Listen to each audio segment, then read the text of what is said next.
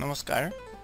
এই ভিডিও টিউটোৰিয়েলটোৰ দ্বাৰা Windows 8 operating সিস্টেমত অন্য লিখন সঁজুলি সংস্থাপন নকৰাকৈ কেনেকৈ অসমীয়া লিখিব পাৰি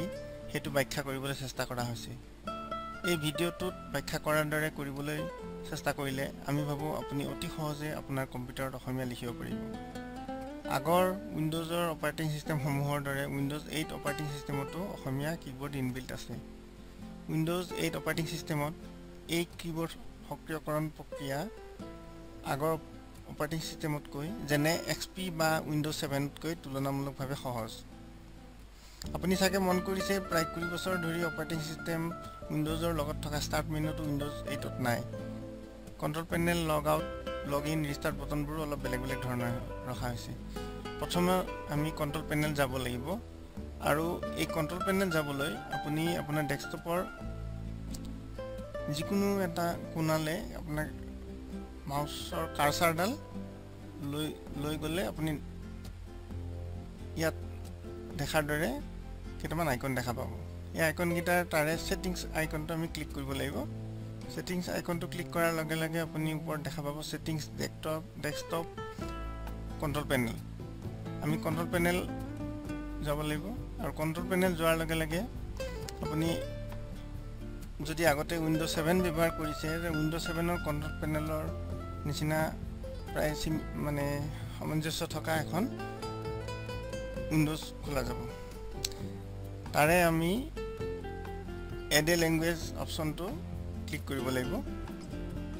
এড এ ল্যাঙ্গুৱেজ অপচনটো ক্লিক কৰাৰ লগে লগে আপুনি ইয়াত এখন উইন্ডোজত দেখা পাইছে যে ইংৰাজী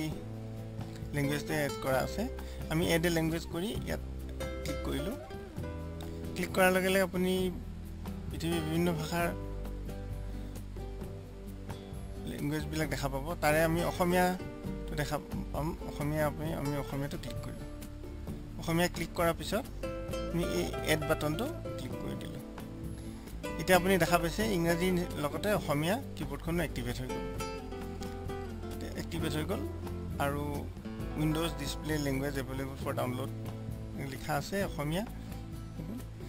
ইয়াৰ পিছৰ কামখিনি অতি সহজ আপুনি কিবোৰ্ডখন এক্টিভেট কৰাৰ পিছত ইয়াত আপুনি ইংৰাজী কিবোৰ্ডখনৰ লগে অসমীয়া কিবোৰ্ডখনো এনেকৈ ইয়াত দেখা পাব ইয়াৰ পিছৰ পদ্ধতিটো আসলতে একেবাৰে সহজ আমি যিকোনো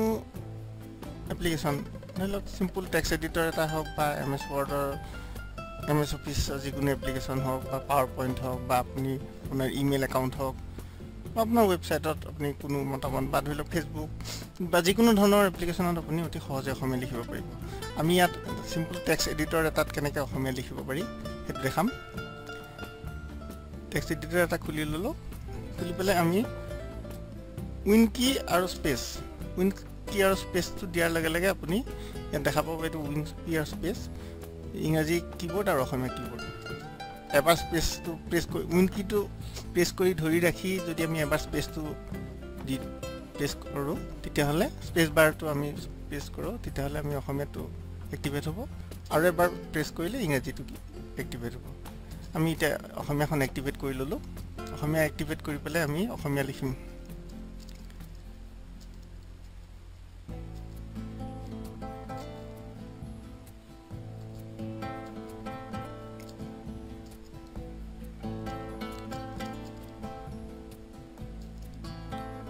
এতিয়া আকৌ আমি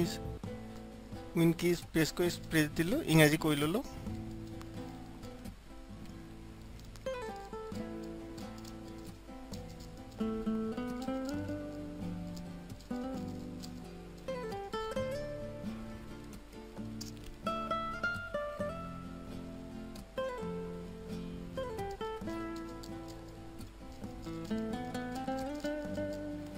ইংৰাজী লিখিলো আকৌ যদি অসমীয়ালৈ যাব খোজো একো নাই আকৌ উইন কি দি স্পেসটো দিলে অসমীয়া আহি যাব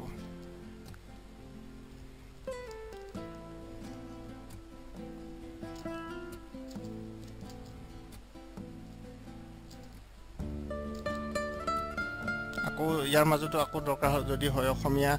শব্দৰ মাজত যদি ইংৰাজী দৰকাৰ হয় আমি আকৌ ইংৰাজী কিবোৰ্ডখন এক্টিভেট কৰি ললো অসমীয়া ইংৰাজী এনেকৈ এক্টিভেট কৰি আমি সহজে অসমীয়া লিখিব পাৰিম ইয়াত মনত ৰাখিবলগীয়া এটাই কথা আছে মূল কথাটো হ'ল ইংৰাজী আৰু অসমীয়া ভাষাৰ মাজত বা লিখাৰ মাজত সঁজুলিৰ মাজত যদি আমি সলনি কৰিব বিচাৰো তেতিয়াহ'লে উইন কি আৰু স্পেচ এবাৰ উইন কি আৰু স্পেচটো দিলে এবাৰ অসমীয়া হ'ব আৰু এবাৰ যদি উইন কি প্ৰেছ কৰি পেলাই স্পেচ বাৰটো প্ৰেছ কৰোঁ তেতিয়াহ'লে আমি ইংৰাজীলৈ গুচি যাব পাৰিম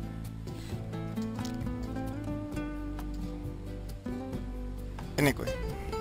এতিয়া আপোনাৰ কম্পিউটাৰত অসমীয়া লিখন সঁজুলিটো সংস্থাপন হ'ল কিন্তু আপোনাৰ হয়তো এনে লাগিব পাৰে যে এতিয়া কিবোৰ্ডখনৰ কোনটো কীত অসমীয়া কোনটো আখৰ ওলাই সেইটো কেনেকৈ গম পোৱা যাব নহ'লে অসমীয়া লিখিবলৈ হয়তো দিগদাৰ হ'ব পাৰে আৰম্ভণিতে এইটো হয়তো আপোনাৰ অসুবিধা হ'ব পাৰে বা আপুনি মনত ৰাখিবলগীয়া হ'ব পাৰে কিন্তু সেই মনত ৰাখিবলৈ সুবিধাৰ কাৰণে আপুনি যদি অন স্ক্ৰীন কিবোৰ্ডখন এক্টিভ কৰি লয় তেতিয়াহ'লে আপোনাৰ বস্তুটো মনত ৰাখিবলৈ সুবিধা হ'ব পাৰে বা আমি এই অন স্ক্ৰীন কিবোৰ্ডখন কেনেকৈ এক্টিভ কৰিবলগীয়া হয় এই বিষয়ে আমি ইয়াৰ পিছৰ ভিডিঅ' টিউটৰিয়েলটোত আলোচনা কৰিম আশা কৰোঁ এই ভিডিঅ' টিউটৰিয়েলটোৰ দ্বাৰা আপুনি উপকৃত হ'ব ধন্যবাদ